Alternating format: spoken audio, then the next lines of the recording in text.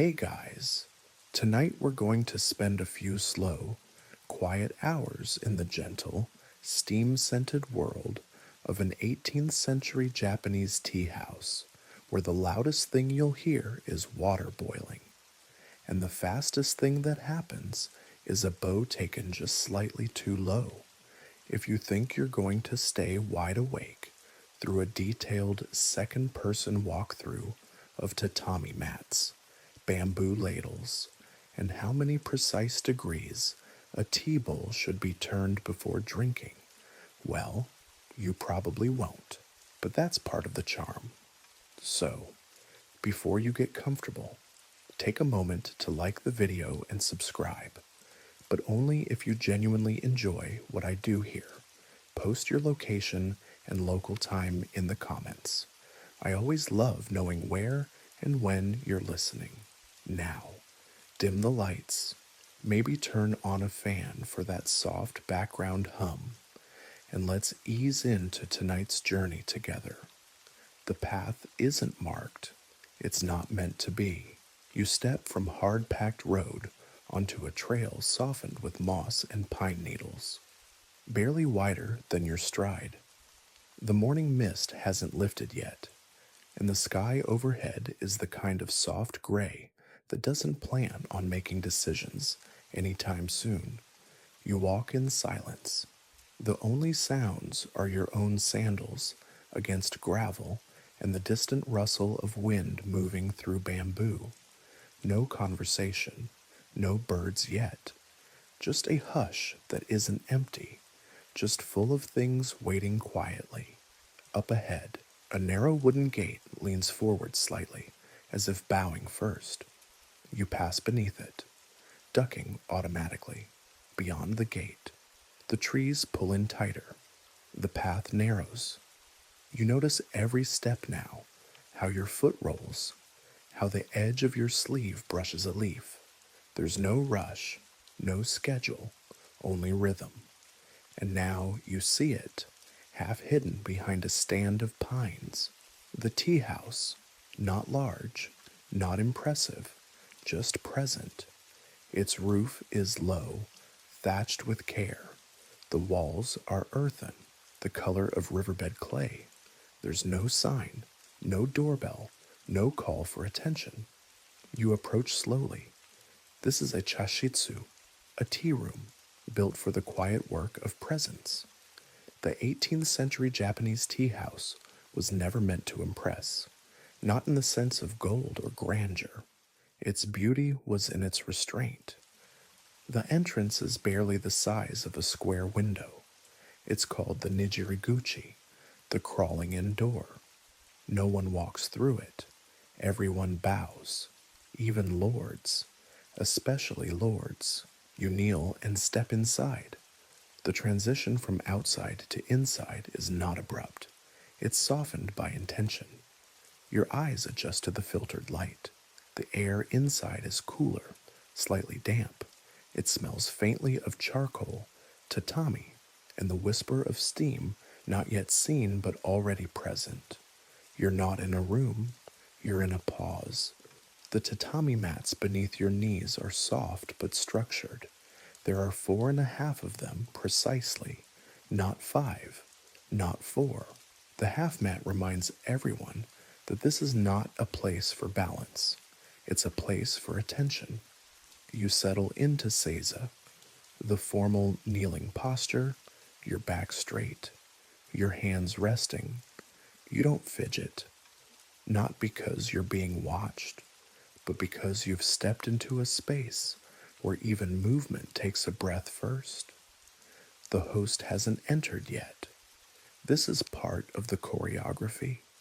The tea ceremony, chanoyu, is not a performance, but it is patterned, and you are now inside that pattern. You hear the soft clack of sliding doors. A shadow passes behind a screen. You do not look up. Instead, your gaze finds the tokonoma, a recessed alcove opposite the entrance. Hanging there is a scroll, one brushstroke, ink fading at the edge. Below it, a flower in a small ceramic vase, angled just so, nothing symmetrical, nothing accidental. The host enters without sound, dressed in simple robes, no embroidery, no signature color. His presence is not announced, but the room feels fuller.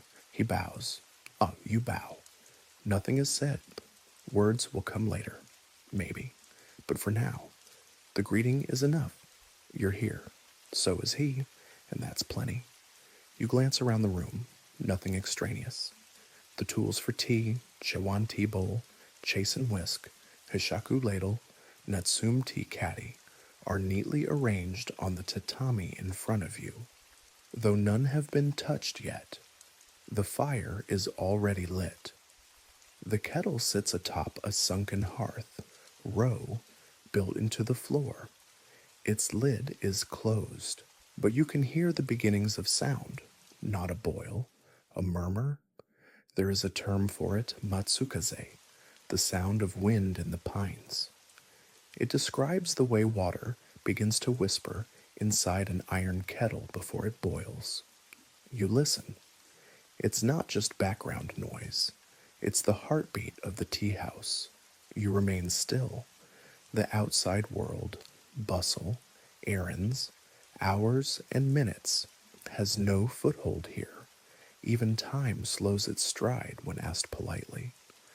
The host lifts the lid of the kettle, steam rises, and the tea hasn't even begun. You remain kneeling, though now your legs feel like an extension of the tatami beneath you, not numb, just absent from complaint. You've softened into the posture. Your breath comes a little slower. The muscles in your shoulders have stopped making suggestions, and in front of you, the door opens again. It's low. All doors here are low, but this one isn't for guests. It's for water. Through the Sadaguchi, a sliding panel to the side of the tea room. The host enters. His sleeves are folded neatly back. He carries a lacquered tray with a bamboo ladle, a folded linen cloth, a dark, low-profile caddy, the natsume, and a chawan, the tea bowl. He moves with intention so quiet, it feels like sound has been gently placed on pause. There is no rush, no wasted movement, no chance he will pick up the wrong item. You watch him unfold the silk cloth, a fukusa, across his palm, then with slow precision, fold it into a triangle. He wipes the lid of the caddy once, then twice, each motion not just exact, but respectful, not of germs, not even of dust, of process. Because this moment is not leading to the tea. This moment is the tea in 18th century Japan. The way of tea wasn't an event tacked onto a social visit. It was the visit. Entire afternoons were given over to a single bowl of matcha. Not because the tea was rare, but because the act of preparing it was a quiet pilgrimage through presence. You shift slightly, only because the stillness has begun to deepen, not in discomfort, in detail. Your eyes rest on the chawan, the tea bowl, not symmetrical, not polished, just beautiful in its unevenness. The glaze thins toward the rim, thickens at the foot. A single flaw, visible like a memory, runs through one side, not hidden, celebrated. This is wabi-sabi, the beauty of the imperfect, the impermanent, the incomplete. The host lifts the bowl. He places it before him, then bows. You bow in return, hands pressing the floor softly. You are not expected to speak. Your response is already inside the motion. He picks up the chasen, the bamboo whisk. Its tines have fanned from repeated use. He sets it beside the bowl and lifts the ladle, hishaku, with both hands. The water comes from the kettle in a slow, steady arc. Steam rises, not dramatically, just like a sigh. It curls over the rim of the shawan, then disappears. The host does not glance up. His focus is a kind of devotion. He adds the matcha, vivid green, sifted fine as air. Then, with one hand, he lifts the whisk. The movement begins, not fast, but not lazy, circular, then quick, then delicate. The froth begins to form, not foam, not bubbles, just a fine surface, somewhere between liquid and memory. The term yusucha refers to the thin tea style, often served to guests, light, frothy, consumed in one or two sips. It's not about flavor intensity, it's about readiness to receive. The host turns the bowl slowly. The front of the chawan, its most beautiful angle, faces you, then, in both hands.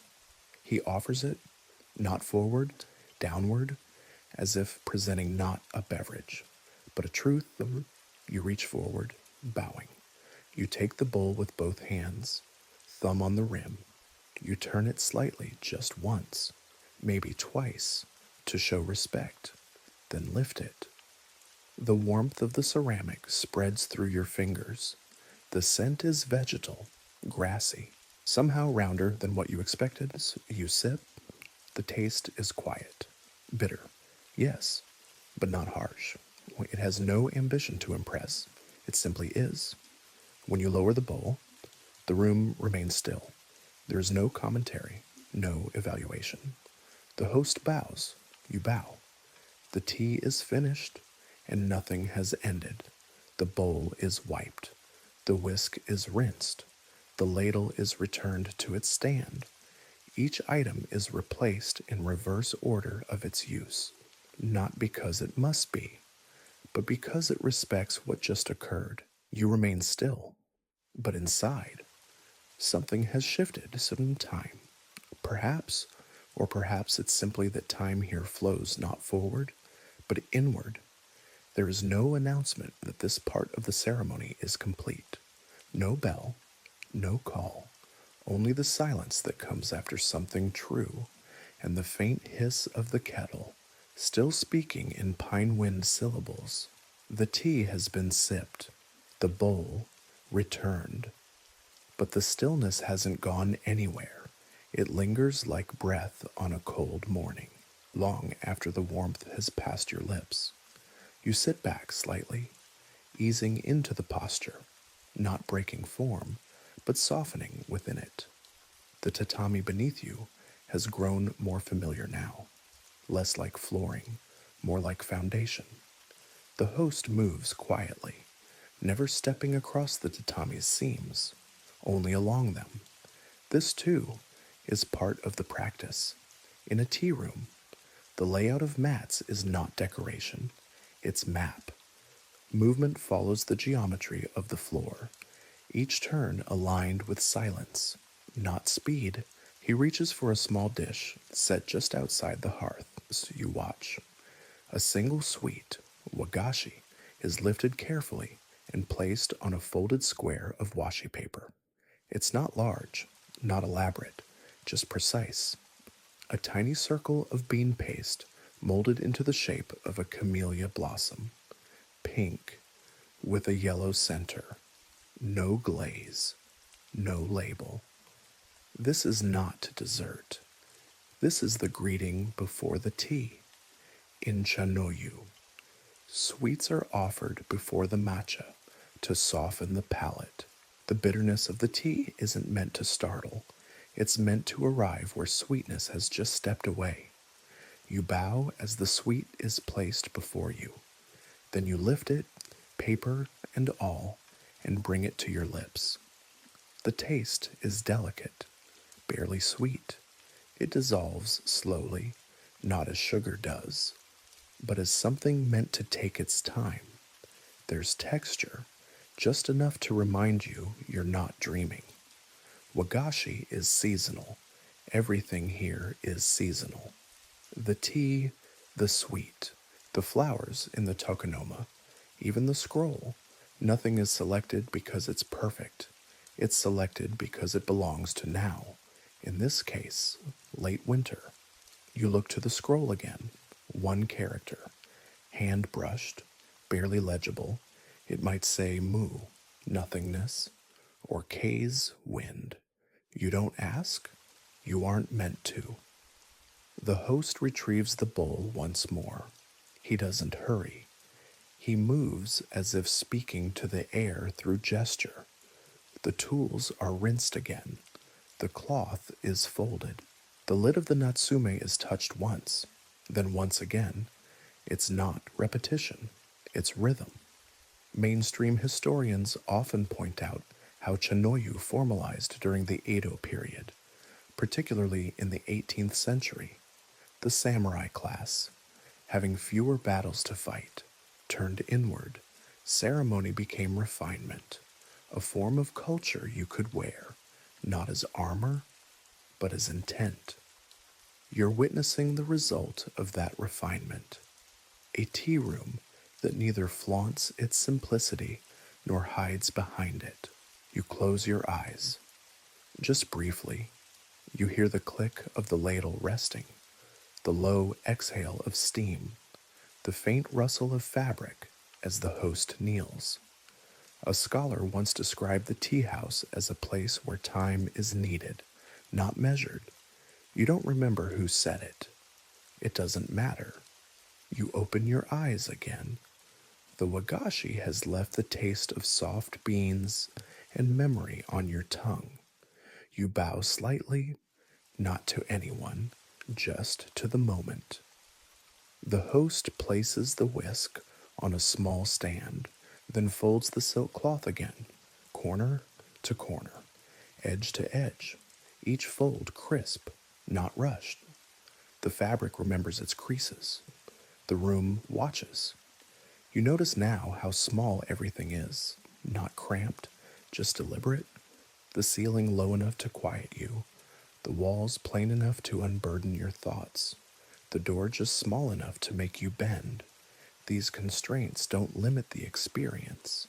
They shape it, like the ring of a chawan. They give it a form in which to hold. The host stands, bows, then exits through the same low panel as before, sliding the door shut behind him. You remain in the stillness he leaves behind. Nothing else happens. But something has shifted, not outside, inside.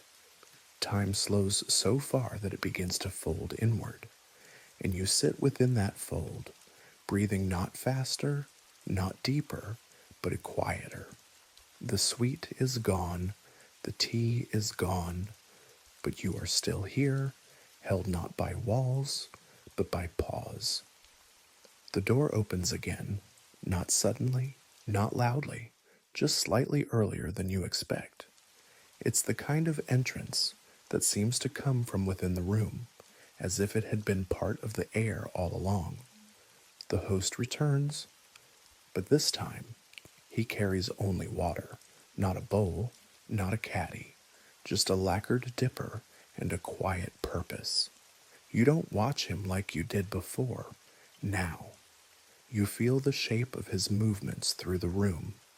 He kneels again by the hearth, where the iron kettle continues to whisper, steam curling upward in steady strands. The sound has changed slightly. No longer wind in the pines, now more like water brushing over stones, shiger, as the poets would say, a winter drizzle sound, half felt, half remembered. He lifts the ladle and pours clear water over the chawan, not to use it, to cleanse it, and yet again. The action is not a reset, it's an acknowledgement. The tea is gone, but the bowl remains. It must be respected in the same way as when it was full. You watch as he gently dries the rim, the interior, the foot of the bowl. The cloth absorbs what the water has already let go. Cleaning, in the tea room, is not about removal, it's about returning the object to a state of readiness. You glance toward the garden now. A breeze has come. It presses lightly against the paper walls. just enough to move the shadows of bamboo leaves across the room. The shoji creaks, not with age, but with agreement. You could swear it's part of the rhythm. Outside, the garden is silent, but full, stones arranged with precision, moss laid as though by hand. A single red maple leaf rests on the ground, not swept away. It's not disorder. It's a reminder that nature is not tidy, and neither are we. You hear a bird call in the distance, sharp, quick, but not intrusive. The room receives it and lets it pass. Your own breath falls into a slower pattern. Inhale, pause, exhale, pause. There's a phrase in Japanese tea culture, ichigo ichi-e, one time, one meeting. The idea that every encounter is unique, irreplaceable. Even if repeated, it won't be the same. This moment, right now, will never come again. And yet, there's no sadness in that, only attention. The host rises and sets the chawan onto a small wooden tray. He does not look at it. He knows it's aligned. His body has learned this space. A mainstream scholar once described this level of familiarity as embodied architecture, where the person and the room are not separate, but woven. There are no rehearsals in tea, only repetition, and through that repetition, grace emerges. You shift your weight slightly, pressing your hands to the floor, not out of discomfort, but as a way of noticing the floor again. It answers back with quiet solidity. The host now bows once more, and this time it signals something, not closure, exactly, but turning, a transition. The first act of tea has passed. The palate has been greeted. The first cup tasted. The rhythm has been set. And now you wait, not for more tea, but for the second guest. You hear it first, a faint crunch of sandal against gravel, then a pause, then again. The bamboo screen outside rustles, and finally, the sound of fabric brushing wood as the nijiriguchi opens once more. Someone bows low to enter. You do not look up immediately. You bow instead, a shared gesture between strangers. And then you lift your gaze. The guest is older. Their robe is gray, clean, well, without pattern. Their face is neutral, calm, not unreadable, just unhurried. They bow again. You return the gesture. No words, just warmth. A second person in the room changes nothing, and somehow changes everything. The air shifts slightly, as if expanding to hold two sets of breath now. The sound of the kettle is the same. The breeze still brushes the wall, but now there is company, not the kind that fills silence, the kind that deepens it. The host re-enters. You remain still. The chawan is placed before the new guest, and the movements begin again, not repeated, re-begun, because here, in this moment, the first bowl of tea no longer exists, only this one does. The second guest lifts the chawan slowly, the way someone might lift a memory, not cautiously, but with reverence, turning it just slightly to find its face, the side most beautiful, most intentional, most worn. They do not sip right away. They breathe, then bow, then drink. The room does not need to react. The room already knows. You lower your eyes out of respect, not obligation. There is a different kind of silence now, thicker, almost luminous, as though it has shape. Two people, one bowl, and still. No need for conversation. In the tea house, communication rests in form. The second guest places the bowl down gently. Their fingers linger just long enough to signal gratitude. The host bows. You bow. The rhythm continues. Now the host steps aside, not retreating, but repositioning so the second guest can take in the scroll. They do not rise.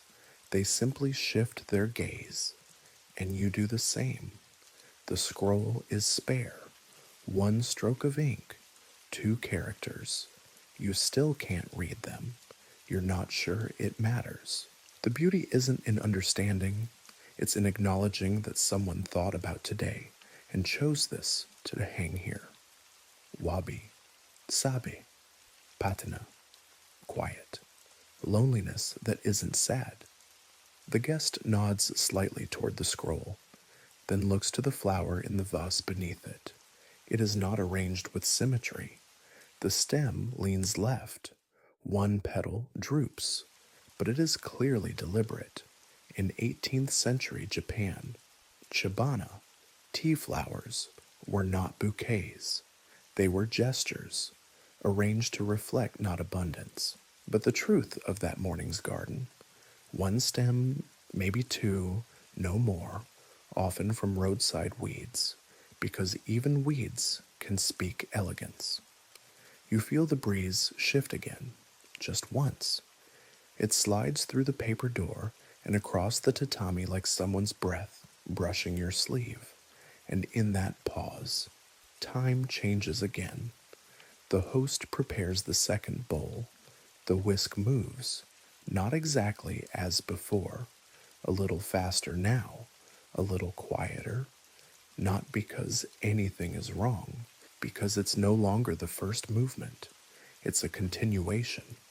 Scholars often compare the tea ceremony to music, not a melody, but a series of tones played slowly enough to hear the space between them. The silence is not empty. It's the most meaningful part. The second guest accepts the bowl again. Another turn, another bow, and another sip. You don't watch. You feel the motion from the corner of your vision, the way a stream is felt before it's heard. You find yourself breathing deeper, not slower, just more completely. And then the bowl is returned, again, not placed, offered. The host lifts it and dries the rim, repositions the whisk, folds the cloth into its previous geometry, everything back where it began, except it isn't. Now it holds memory. The guest finally speaks. Not a story, not a question, just one word. It's a greeting, or a blessing, or perhaps just an acknowledgement. You don't translate it, you echo it, softly, and it feels like placing a stone beside a path. Unnecessary, but right. A leaf floats down past the open screen. You both notice it. You don't comment. The host refills the kettle, not because the tea has been requested again, but because water cools and readiness must be preserved. The room is warmer now, not from heat, from presence. 3 people, 2 bowls, 1 ceremony, still ongoing. You sit back slightly, hands resting gently on your knees, and the guest beside you does the same, without needing to match. You are now part of the same silence, not a shared silence, the same one that, perhaps, is the point. The kettle speaks again. Its sound has changed, a little louder now, a rolling, melodic whisper that sits just beneath conscious thought, like a river under floorboards or wind through distant reeds. Not a boil, not a warning, just readiness. You shift your weight slightly, though it doesn't feel like movement. It feels like alignment, like your body has begun to mirror the room's stillness. The host is preparing another bowl, not for you, not for your companion, for the room itself. He pours the water slowly, letting the ladle dip low before tipping. The steam rises straight, then curves, caught by the lightest breath of air slipping through a crack in the shoji. The matcha is added with the care of someone placing a final word on a perfect sentence. But no one will drink this bowl. This is kensui, an offering to presence, not ritual for show, not waste, not practice, just participation. Even the tools must feel included. The host whisks slowly. The room seems to hold its own breath in rhythm with his hand. When he finishes, he does not pass the bowl. He lifts it slightly, bows toward the alcove, then pours the tea away into a rinse vessel. The action is humble and absolute. You hear a faint tap as the whisk is set back down, then the soft press of cloth folding in on itself. The second guest adjusts their posture. You do the same. Neither of you move quickly. You're no longer operating on modern time. You're inside something much older. The host rises and draws back the shoji just an inch. The sound of wind enters, but not all at once, just enough to carry the room a little further into stillness. Outside, you see bamboo leaves ripple. One stalk knocks gently against another. The noise is hollow, percussive, like the click of a distant bell. A scholar once wrote that in Shanoyu. The five senses are not stimulated, they are stilled, and in that stillness, they deepen. You notice the scent of charcoal, of green tea, of old wood warmed by steam, and something else, not incense, rain, perhaps, or the memory of it. The second guest closes their eyes briefly, not in meditation, not in fatigue, just to hold that scent a little longer. You follow suit, not to imitate, but because the moment feels wide enough to carry both of you. When your eyes reopen, the host is replacing the tools, each in reverse order. The caddy, the cloth, the whisk. The ladle is placed on its stand. The bowl is returned to its display. It is not a dismantling, it is a renewal. In the tea room, nothing is finished, only placed in its next position. The host bows again, longer this time. You bow in return. The second guest does the same. Then a long pause, not awkward, just open. Time seems to blur around its edges, like ink soaking through parchment. And then footsteps, soft ones, from outside. A third guest, but not yet here, only approaching. The host glances toward the Nijiriguchi, then turns to you. He bows once more, not as farewell, as transition. The first phase of the gathering is complete. What comes next is not grander, not fuller, just further. He exits the room. You and the second guest remain.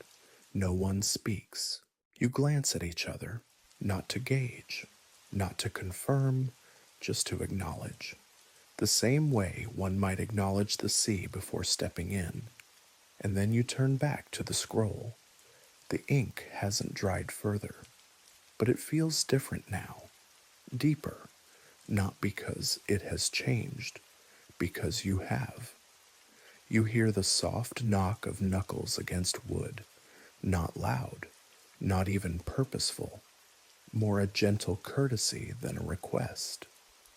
The third guest waits just beyond the Nijiriguchi, the low doorway that reshapes everyone into a shared silhouette. You and the second guest exchange glances, not of surprise, but of permission. The new arrival already belongs. The host returns first, opening the small door from the inside with a smooth, practiced gesture. He bows. The third guest mirrors him in kind, then enters, knees first, hands on the floor, back low. You watch not out of curiosity, but out of rhythm. A new presence folds itself into the room's geometry. Their robe is darker than yours, indigo, perhaps lightly worn, a little frayed at the hem, not neglected, lived in. The fabric speaks its own quiet dialect. They settle into place without shifting the balance of the room. 3 now, not a crowd, just a triangle. The host places a small vessel of fresh water to the side of the hearth. He doesn't announce the next bowl, he simply begins. The matcha is added slowly this time, more than before, a richer measure, not for strength, for generosity. Koicha, the thick tea, is a shared bowl, not passed from hand to hand like in casual gatherings. Here, it is prepared once, stirred deliberately, and then offered in sequence. You bow slightly as the shawan is set before you again. This time, it's heavier, not in weight, in presence. The froth is gone, the surface smooth and dense, a single sheet of green that doesn't ripple. The tea no longer whispers, it rests. You turn the bowl, aligning the beauty mark away from your lips. Then sip, slowly, deeply. The taste is unlike before. Not bright, not grassy. It holds the flavor of stone, of shadowed leaf, of something older than flavor. You pass the bowl, bowing. The second guest accepts it as if receiving memory. This is how thick tea was served in the formal gatherings of Edo-era Japan, as one bowl, one vessel, shared in trust. To drink from the same rim was not just custom, it was a quiet surrender of distance, a way of saying, we belong to the same moment now. The second guest sips, then passes. The third guest accepts it with reverence, not ceremony. Their hands are steady. They drink not for themselves, but for the gathering. And then the bowl returns, not empty, not quite. The host lifts it gently, inspects it, not for cleanliness, but for grace, and begins to clean. The chasen, the bamboo whisk, is rinsed. Its tines shake gently against the sides of a rinse bowl. The sound is like leaves brushing a screen. The cloth wipes the chawan's surface in practiced arcs. Nothing hurried, nothing casual. This is care, not cleaning. Outside, the wind stirs again. You hear it roll down the path, catching pine needles, brushing across the stepping stones, nudging the bamboo just enough to remind you the world hasn't paused. It's only lowered its voice. A bird lands on the wooden veranda. You hear claws tap once against the grain, then lift, then gone. You don't need to look. You already felt it. The host folds the cloth again, now with smaller gestures. The silk lies flat, its creases perfectly remembered. The tools are returned to their tray. The kettle's lid is lifted, then placed gently askew to signal warmth, not urgency. A scholar once wrote that the tea room was a shrine to impermanence, disguised as hospitality. You're beginning to understand. Nothing here lasts. The tea disappears, the water cools, the guests leave, but somehow everything remains. The third guest speaks softly, just a few words, perhaps a poem, perhaps a reference to the scroll. You don't need to understand. The tone is enough. It ripples across the room like light through a bowl of clear water. The host responds with a nod, then bows. You bow. The second guest bows. The third closes their eyes for a moment, not in sleep, not in thought, just to let everything settle. 3 guests, 1 host, 1 bowl passed, 1 ceremony deepened. Outside, the sun has shifted, though you didn't notice when. The light coming through the shoji is warmer now, slightly golden, not long till dusk. But there's no rush. The kettle still hums, the silence still holds, and there's more tea to come. The kettle doesn't whistle, it doesn't demand attention, it simply is. still simmering, still sending up small wisps of steam that dissolve into the wood smoke scented air.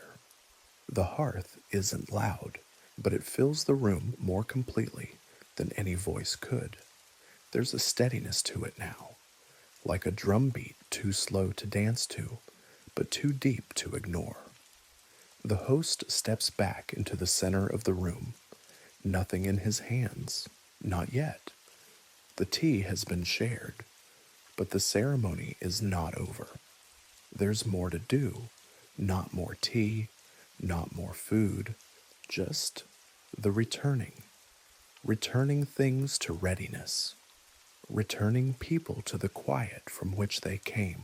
He kneels near the tray and begins to fold the chakan, the cloth used to wipe the bowl, slowly, neatly. The creases are reestablished with care. There's a quiet satisfaction to this moment, as if the cloth is being reminded of what it was always meant to be: clean, useful, unnoticed, beside you. The second guest adjusts the hem of their robe, not a fidget, a gentle acknowledgement that time has passed, that warmth has settled into the seams of the moment. The third guest lifts their sleeve slightly, tucking a fold under with the practiced ease of someone who's been here before. You follow their lead, not mimicking, but responding, as if the room has started to exhale and you've decided to match its breath. The host reaches for the ladle again, not to serve, but to return it. The hishaku is turned carefully, the bowl resting against the rim of the kettle just so. The handle aligned with the seam of the tatami. Everything has a position, not for order's sake, but for dignity. There's a term in Japanese aesthetics, karasansui, dry landscape, stone gardens raked into patterns that suggest water without containing a single drop. You realize now that this tea ceremony is like that, suggestive, symbolic, a flowing gesture inside a quiet form.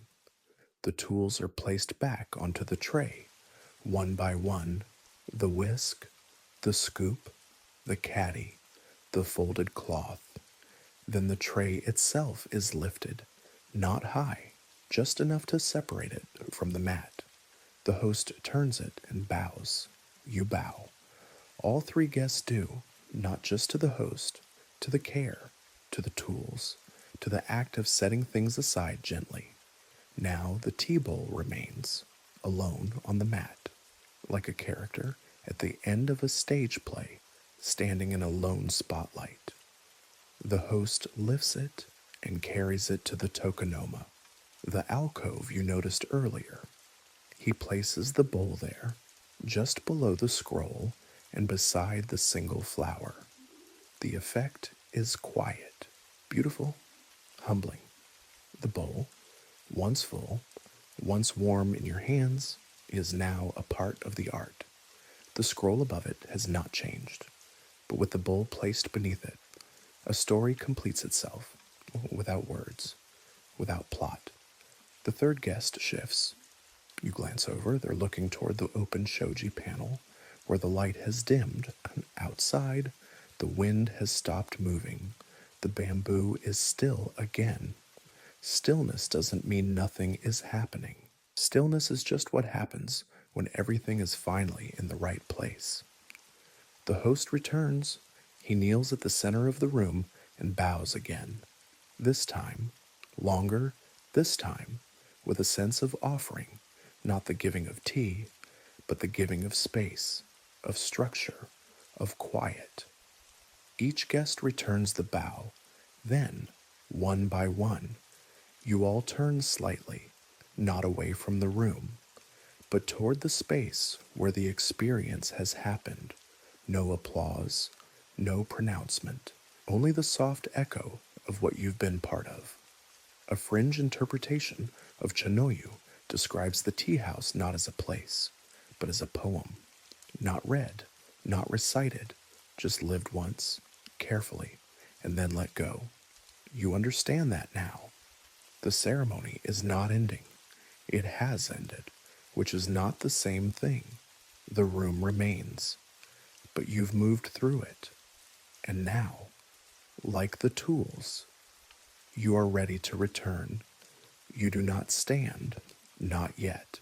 The act of rising would break something, not out of disrespect, but out of tempo. You remain seated as the host steps to one side and carefully slides the nijiriguchi open. The faint rustle of wood against wood, a sound with its own careful grammar. The air outside feels different now. You notice it before you even move. The quality of the light has cooled. The shadows outside have lengthened, stretched by time you didn't see pass. The wind has returned, but lightly, like breath testing a door it might not enter. The third guest shifts first, bowing again, not deeply, not dramatically, just enough to close a chapter. Then they begin to move. It's not standing, it's rising through awareness. Each gesture, each press of a palm against the tatami is deliberate, a soft farewell to a realm that's held you as gently as steam holds shape. The second guest follows. You bow to them, and they bow in return. The shared glance has become something richer, not familiarity, not conversation, just belonging. You rise next. The tatami is warmer beneath your feet than it was beneath your knees. Or perhaps you're more aware now. The room is brighter and dimmer all at once. Your eyes have adjusted to subtleties that once went unnoticed. The host bows again, one final time. No one says, "Thank you." There are no words in this part of the ritual, not because thanks aren't needed, but because thanks are already there. Folded into the ceremony's very shape, you step toward the door. The nijiriguchi is as small as it was when you arrived, but this time you understand why. It doesn't shrink the guest, it restores scale. You kneel again, just as before, duck your head, slide through, and you emerge not into bustle, but into breath. The outside world is not louder, just wider. The path you came on remains. It didn't go anywhere, but it feels different now. You hear your footsteps more clearly. You notice the pattern of stones beneath your feet. The moss between them is damp, and your sandals press into it like a signature. The third guest walks ahead, hands folded in front of them. The second guest lingers slightly behind. No one speaks. Not yet. The garden has grown quieter. Even the birds seem to understand that something sacred has been set down. A breeze nudges a low pine branch, sending one curled brown needle spinning to the ground. It lands beside a rock already hosting three others. The composition is accidental, perfect. As you walk, you remember small things from the room, the way the chawan felt heavier with thick tea, the faint shift in steam when the shoji was cracked open, the angle of the scroll, the single flower, the taste of camellia in bean paste. Each one a moment you weren't planning to remember, but will. The tea house is behind you now, still standing, still steaming. But the world ahead no longer feels like a return. It feels like a continuation. A mainstream historian once said the true purpose of Chanoyu was not tranquility, it was calibration, a gentle tuning of the self to the natural order of things. You walk now with that order tucked somewhere in your spine, not heavy, just real, at the edge of the garden. The host appears again. He bows, no words, only the same deep curve of the body you saw when this all began. You bow in return, The second and third guests bow with you. It is not goodbye, because this kind of experience does not end. It simply stops being performed and starts being remembered. The garden gate swings slowly on its wooden hinge, and you step back onto the outer path, the same one you walked earlier, though now it feels newly constructed beneath your feet. Not because it's changed, but because you have. The third guest bows once more and moves ahead, their sandals quiet against the gravel. The second guest turns gently toward the west, down a side path shaded with maple and cedar. Their silhouette disappears in the hush. You linger. There's no schedule to return to, no urgency waiting just beyond the tree line. You walk slowly, not for effect, but because your body has stopped hurrying. The layers of sound around you unfold with more clarity, now water trickling somewhere unseen, bamboo brushing bamboo, the faint drumming of your own heartbeat, softened by time. You pass a stone lantern, moss-covered, cracked at the base.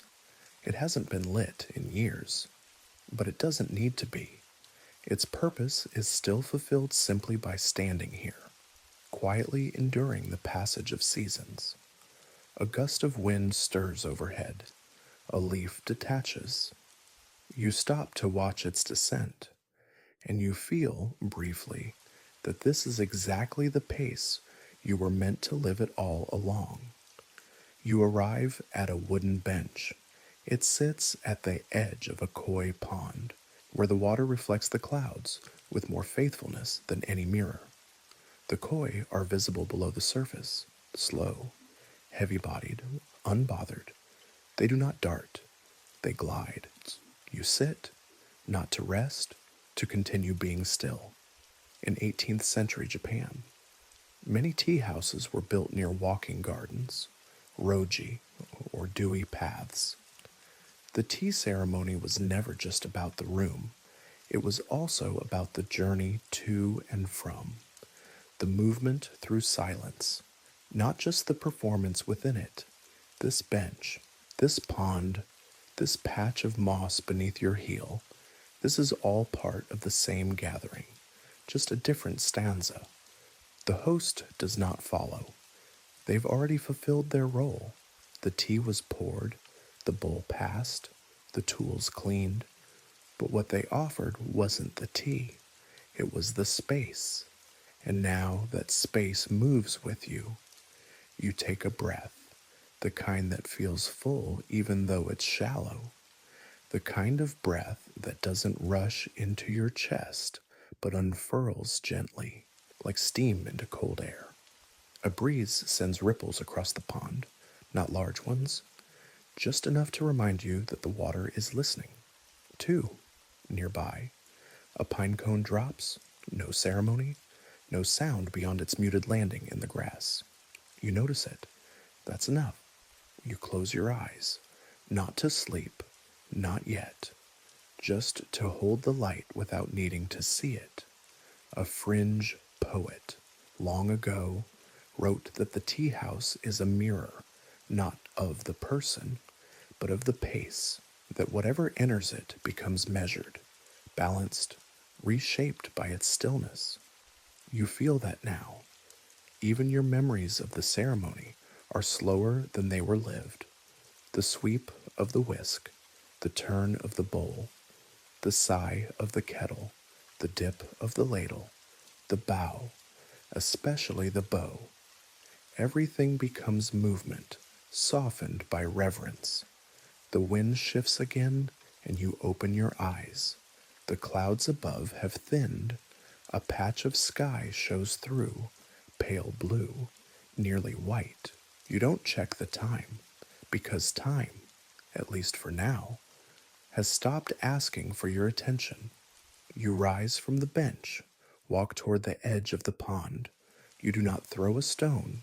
You do not speak. You just listen to the water breathing beneath the sky. The path bends gently to the left. and you follow it without questioning where it leads. The gravel crunches beneath your feet with that same softened rhythm you've begun to feel in your own movements. Steady, gentle, no sharpness. The trees thin, then gather again, creating shifting patches of light and shadow on the moss-covered stones. The world beyond the tea house has returned, but it hasn't resumed. It's simply waiting. You pass a stone water basin, tsukubai, half filled, the surface trembling slightly from a single drip, falling at irregular intervals from a bamboo spout. One drop, then silence. Another drop, then nothing again. You pause and lean closer. The sound is small, but clear. The basin is for rinsing one's hands before entering the tea house, a symbolic cleansing. You didn't use it earlier, perhaps it was behind the garden wall, or maybe just part of the larger memory of quiet. But now, on your way out, you reach into the water anyway. It's cool, bracing. You cup it with both hands, touch it to your face, not to wake up, not to refresh, but to carry a trace of the stillness forward. You dry your hands on your sleeve. No towel needed, so the cloth knows its role. Nearby, you see the faint tracks of sandals in the gravel. The third guest passed this way not long ago. Their presence lingers like the last ring of a temple bell. You follow slowly. Every step is quieter now, not because the world has hushed, but because you have become better at listening. You reach a small bridge, arched slightly, planked with cedar, its edges bound with worn rope. Beneath it, a shallow stream moves with patient purpose. You pause in the center and look down. The water is clear, not mirror-like, not still, but honest. You watch a leaf float beneath the bridge. It turns slowly in the current, bumping gently against a stone, then spinning off in a new direction. You step off the bridge. The path opens briefly into a clearing, a space just wide enough to feel sky overhead. Here, a low bench and a rack of umbrellas. Even this, you sense, is part of the design. Not everything in the tea path is about tea. Some of it is simply to remind you that things can be beautiful without needing a reason. You sit again, this time not to linger, to conclude, and hear.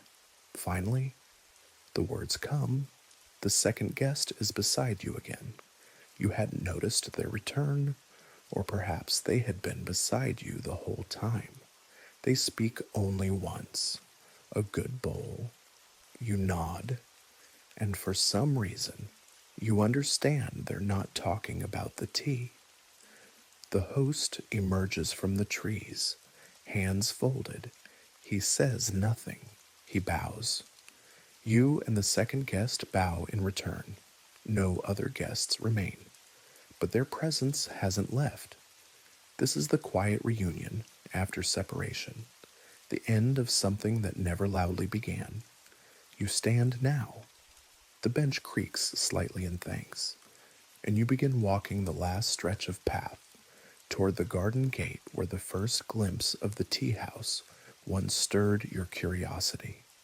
The trees thin, the moss gives way to gravel, and beyond the gate, the world resumes its outlines. A breeze lifts the bottom edge of your sleeve. You smile. You haven't spoken more than one word in hours, but your body feels fuller than it has in days.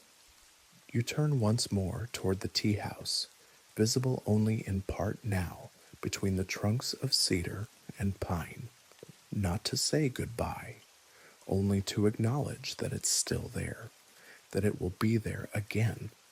And when you return next week, next season, or in a quiet corner of your memory, You will know how to bow, how to wait, how to lift a bowl with both hands and receive the day. The gate closes behind you with a wooden sigh, not a slam, not a click, just enough pressure to say, that moment has passed. But you carry it with you anyway. You step back onto the familiar dirt path, one you might have walked before without noticing the bend in the trail or the way the gravel gathers in the shade. Today, each step feels like part of a pattern, not planned, but precise, as if the world has slipped into soft alignment. Ahead, the village stirs, not busy, just alive. A vendor adjusts a crate of tea leaves. A mother lifts a cloth curtain to usher a child inside. A deliveryman steps from his cart and knocks twice before announcing his arrival. No one hurries, but nothing stalls, and you realize something. It's not just the tea house that holds stillness. Stillness has been here all along. It just needed your attention. You pass a garden wall where a cat is curled in the sun, one eye half open, the other completely content.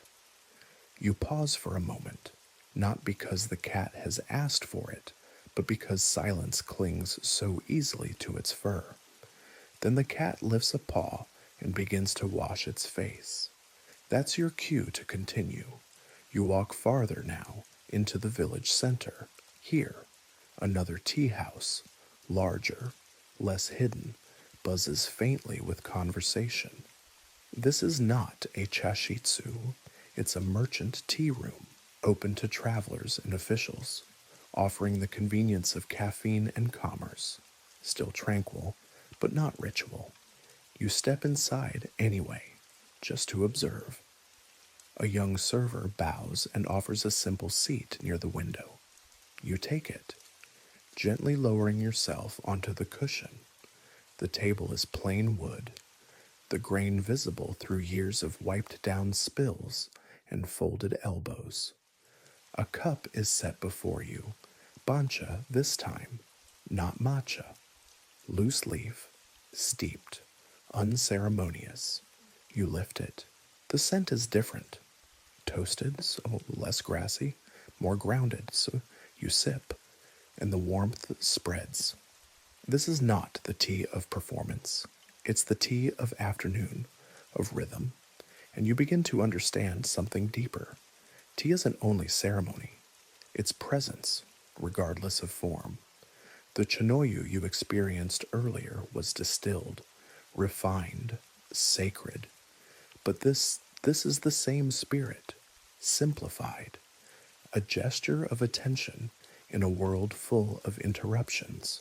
A fringe essay once argued that Japanese tea culture is not about aesthetics at all, but about boundary management, the boundary between one moment and the next, between rushing and resting, between absence and care.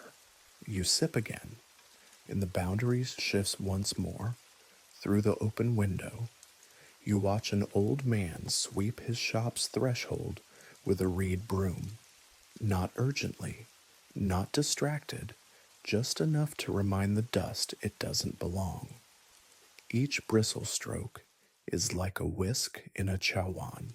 You think of the host's hands folding the silk cloth, of the bowl placed under the scroll, of the wagashi dissolving on your tongue. Those moments haven't left, they've only softened. You rise from your seat, bow slightly, and offer payment. The server bows in return. There's a brief exchange of gratitude that feels more like harmony than transaction. Back outside, the air has shifted. The sun sits lower now. The trees stretch longer shadows across the road. You hear laughter from a nearby house. The scent of miso drifts faintly from an unseen kitchen. A pair of sandals patters past. Even now, you feel it. The tea hasn't ended. It's still steeping. Inside you. You turn down a side street with no clear destination, just walking now. more slowly than before, letting the village speak. A breeze stirs your sleeve again, the same breeze that once entered through a tea room's open screen. You remember it? You don't need to explain it, and you don't need to name it.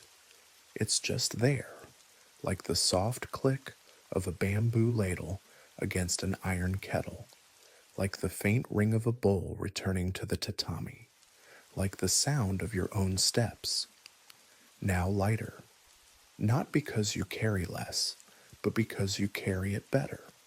You walk a little longer through the village, following no particular path, only a feeling. The houses lean gently toward the street, their roof lines swaying like tall grass. Curtains stir behind bamboo slats. Wind chimes tick softly from eaves, each one tuned slightly off from the next, like conversations you're not meant to overhear. Ahead, a small pottery shop sits half in shadow. No sign, no advertising. Just shelves of clay wares behind a Norran curtain bleached by sun and time. You step through, inside quiet, not silent, but still. A woman kneels behind a low counter, shaping the base of a bowl with both hands. Her fingers are stained with red earth, and she doesn't look up right away. Not out of discourtesy, out of attention. You take a slow step further in. Lined along the walls are shelves of tea bowls, chawan, each one unique, some squat and wide, others taller, their rims irregular, their feet uneven. No two are alike. You approach one that catches your eye. Its glaze pools thickly at one side, tapering at the lip. A small crack runs beneath the surface, not damage, just memory. You pick it up with both hands, the way the host did. The weight surprises you, solid, not heavy, balanced. You turn it slightly. The face of the bowl reveals itself, not where the glaze shines brightest, but where it feels most still. Shibui, the potter says softly now, looking up. You look at her. She nods toward the bowl. Not beautiful, not perfect, just enough. Shibui, restrained elegance, a kind of beauty that doesn't shout, that almost forgets it's beautiful. You nod. She smiles faintly and returns to her work. You continue browsing. These bowls aren't made for ceremony, not in the formal sense, but they're shaped by hands that understand ceremony without naming it. You recognize the curve of the rim, the way your fingers find a home in the uneven clay. Every one of them invites holding, not display. There's a difference. You turn one over. On the bottom, a single character scratched into the clay, not a signature, a whisper. A scholar once described these everyday bowls as silent teachers. They don't instruct through rules or aesthetics. They teach by being held. You return the bowl to its shelf. Outside, the light is beginning to lean. Even the air feels like it's shifting its weight from one foot to the other. You bow to the potter and step back into the street. Now, you begin to notice other small tea rooms, some just stalls under eaves, others with little benches, charcoal stoves, metal kettles, people sitting quietly, drinking without ritual. Still, there's intention. The way they hold their cups, the way they pause between sips. Tea is everywhere, but ritual, that's rare, which is why it means more. You remember the scroll in the tokonoma, the ink stroke that could have meant wind, or emptiness, or nothing at all, and you realize it doesn't matter, because meaning isn't always in the reading, it's in the returning. And you've returned again and again to this stillness, even as you've walked through vendors, alleyways, shops, and laughter. The tea doesn't stop, it only cools. Slightly, you reach a hill above the village. The road bends just enough to reveal a full view of the rooftops, clustered like folded paper along the ridge. You sit on a flat stone worn smooth from generations of walkers turned resters. You don't take off your sandals, but your feet relax just the same. The sun is beginning to draw long gold lines across the edges of things, roof tiles, window sills, even your sleeve. Shadows stretch, nothing rushes, and you sit the way a kettle sits, not idle, just waiting, just enough. The hill's edge offers no railing, no fence, just a slow drop into a field of rustling grasses, their tops catching the light like old silk. You don't need to lean forward. The view leans toward you. The village rests quietly below, not asleep, not bustling, just in that late afternoon hush that belongs to small places and slower clocks. You stay seated on the stone. There's no reason to stand. The wind changes direction. You feel it slip behind your neck, lifting the collar of your robe just slightly before moving on. You adjust nothing, let it pass. The breeze has carried so much today: steam, pine, bamboo, charcoal, laughter, and now it carries you far off. A bell rings once. You wait for a second chime, but none comes.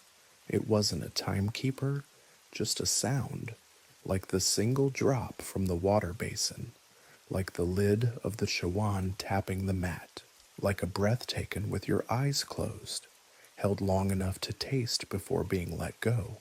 From your pocket, you remove a small folded piece of paper, handmade, cream-colored. Inside, a pressed camellia petal, the same flower from the tokonoma. You were given it by the host when you departed, not as a souvenir, as a reminder. You unfold it now, or the petal has faded, of course, but its curve remains. It rests in your hand like a question you no longer need to answer. There's a small footpath to your right, barely more than a crease through the grass. You stand slowly, step off the main road, and follow it. The tall grass bends aside without resistance. Each stalk you brush gives slightly, then rises behind you, unbothered. The tea house is out of sight now, but the stillness hasn't left you. In fact, it walks beside you, not as memory, as rhythm. You pass a family gathering vegetables in a quiet field. The youngest child lifts a daikon with exaggerated pride. The mother laughs, not loudly, not to scold, just to fold herself into the moment. Their movements are a different kind of ceremony, one shaped by seasons instead of scripts. You continue walking, not fast, but with decision. You've become comfortable inside silence, and it's made you better at seeing, better at hearing things that aren't spoken. A crow lands on a fence post ahead.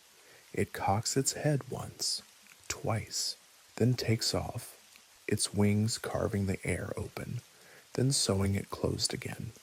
You pause, not because of the crow, because the wind has paused too, just long enough to make this absence of sound feel heavy. Then it returns. The trees shiver again. A bamboo grove opens to your left, and for a moment, you hear the familiar clack, one stalk tapping another. You smile. It's not a loud sound, but it's full. You reach another bench, simpler than the last. Just two stones and a plank. No one's around. You sit anyway. The air here feels older, like it's belonged to the hill for generations and is only tolerating your presence because you've earned it. You take out the petal again. It's not fragile, it's committed, like the bowl, like the host, like you. You press it between your palms, not to crush, to remember. A mainstream tea scholar once wrote that true stillness is not the absence of movement, it's the alignment of movement with intent. You understand that now. Every step you took today, every bow, every pause between sips, it was never about freezing the moment. It was about giving it form. You close your eyes. The sun warms your face, the breeze ruffles your robe, and for just a moment, you feel like the lid of a kettle resting lightly, balanced at the edge of sound, waiting for nothing, present for everything. The path begins to descend now, gentle at first, then curving more deliberately, as if reminding you that even the quietest journeys eventually fold back into themselves. Your sandals shift slightly on the slope, crunching small stones, brushing against dew-tipped grasses, leaning in from both sides. The village is behind you, the tea house, farther still, but none of it feels left behind. It feels absorbed.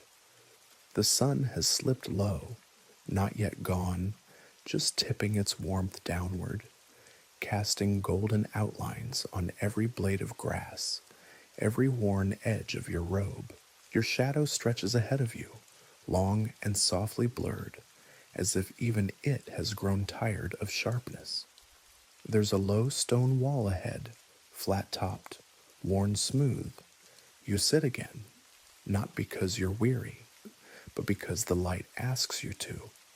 This is where your steps end, and where the stillness, finally, begins to settle. You inhale once more, and this time, the air brings with it all the layers of your day pine, steam, charcoal, matcha, moss, fabric, earth, bamboo, and wind. They fold together, not like a list, but like a song you heard in pieces and only now recognize as whole. You think again of the host, of the first bow, of the first ladle of water, of the first silence, and of how silence, once poured, continues to echo in everything it touches. You close your eyes, not to shut out the world, to feel it more precisely. Your breath matches the breeze. Your thoughts quiet not because you silence them, but because they've found nothing left to argue with. The tea ceremony is over, but the presence remains. The second guest, the third guest, the faint weight of the shawan in your hands, the way your fingers cradled its curve like a shoreline holds sea foam, the way the bitter softened against the wagashi, the way everything returned to its place, including you. You lower your head, not from fatigue, but reverence. There are no bells to mark the end, just a horizon deepening into dusk. The wind moves one last time through the trees, combing every branch, brushing every leaf, as if smoothing the surface of memory before sleep. And now, the tea is gone, not lost, not forgotten, just finished. Its warmth has faded from the bowl, but not from your hands. The taste of silence, brewed slowly between bamboo walls and shifting shadows, remains where flavor once sat.